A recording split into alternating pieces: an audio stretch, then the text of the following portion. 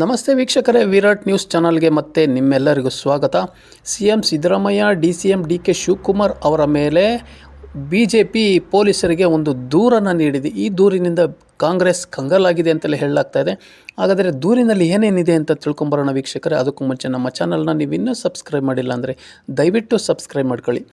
Royal Challengers Bengaluru ತಂಡದ ಸಂಭ್ರಮಾಚರಣೆ ವೇಳೆ ಚಿನ್ನಸ್ವಾಮಿ ಕ್ರೀಡಾಂಗಣದ ಹೊರಗೆ ಸಂಭವಿಸಿದ ಕಾಲ್ತುಳಿತ ಪ್ರಕರಣಕ್ಕೆ ಸಂಬಂಧಿಸಿದಂತೆ ಮುಖ್ಯಮಂತ್ರಿ ಸಿದ್ದರಾಮಯ್ಯ, ಉಪಮುಖ್ಯಮಂತ್ರಿ DK ಶಿವಕುಮಾರ್ ಅವರ ಮೇಲೆ ಮತ್ತು ಗೃಹ ಸಚಿವ ಡಾಕ್ಟರ್ G ಪರಮೇಶ್ವರ್ ಅವರ ವಿರುದ್ಧ ಕಾನೂನು ಕ್ರಮ ಕೈಗೊಳ್ಳುವಂತೆ ಪೊಲೀಸರಿಗೆ ದೂರು ನೀಡಿರುವುದಾಗಿ ಕರ್ನಾಟಕ BJP ಪ್ರಧಾನ ಕಾರ್ಯದರ್ಶಿ P ರಾಜೀವ್ ಅವರು ತಿಳಿಸಿದ್ದಾರೆ.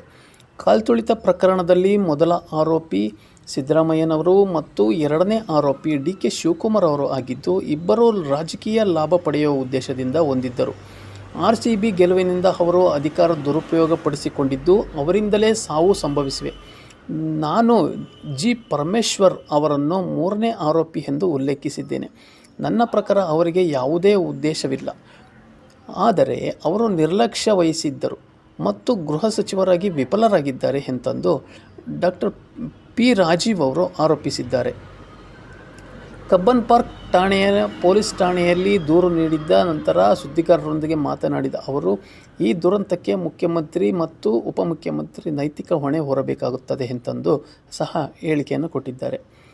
ನಾನು ದೂರಿನ ಪ್ರತಿಯನ್ನು ACPಗೆ ನೀಡಿದ್ದೇನೆ. ಅದನ್ನು FIR ಆಗಿ ಪರಿವರ್ತಿಸಬೇಕು. ಇಲ್ಲದಿದ್ದರೆ ನಾನು ನ್ಯಾಯಾಲಯಕ್ಕೆ ಹೋಗಿ PCR ದಾಖಲಿಸುತ್ತೇನೆ. ಪಾರದರ್ಶಕ ಕಾನೂನು ಪ್ರಕ್ರಿಯೆ ಒತ್ತಾಯಿಸುತ್ತೇನೆ ಎಂದು ಅವರು ತಿಳಿಸಿದ್ದಾರೆ.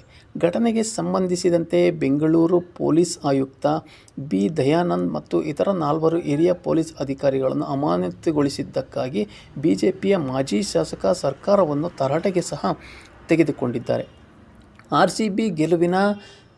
RCB IPL ಗೆಲುವಿನಿಂದ ರಾಜಕೀಯ ಲಾಭ ಪಡೆಯುವ ಉದ್ದೇಶದಿಂದ ಸಿದ್ದರಾಮಯ್ಯ ಮತ್ತು DK ಶಿವಕುಮಾರ್ ಅವರಿಗಿದೆ.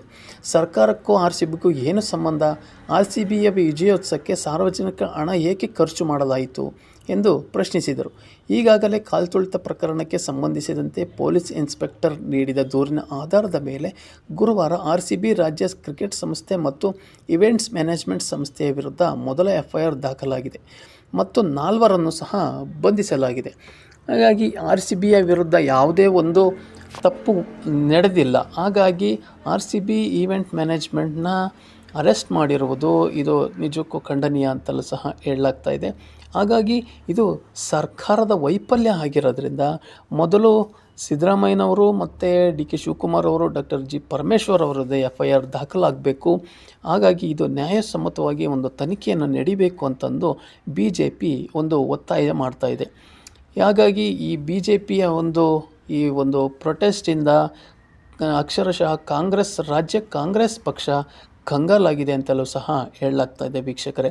ಹಾಗಾಗಿ ಈ ಒಂದು RCBಯ ಒಂದು ವಿಜಯೋತ್ಸವ ಸಂದರ್ಭದಲ್ಲಿ ಕಾಲ್ತುಳಿತ ಪ್ರಕರಣ ಇನ್ನೂ ಯಾವ ಮಟ್ಟಕ್ಕೆ ಹೋಗುತ್ತೆ ಅನ್ನೋದನ್ನ ನಾವೆಲ್ಲರೂ ಕಾದು ನೋಡಬೇಕಾಗಿದೆ ವೀಕ್ಷಕರೇ. ನಮ್ಮ ಚಾನಲ್ನ ಸಬ್ಸ್ಕ್ರೈಬ್ ಮಾಡಿಲ್ಲ ಅಂದರೆ ದಯವಿಟ್ಟು ಸಬ್ಸ್ಕ್ರೈಬ್ ಮಾಡ್ಕೊಳ್ಳಿ. ಧನ್ಯವಾದಗಳು.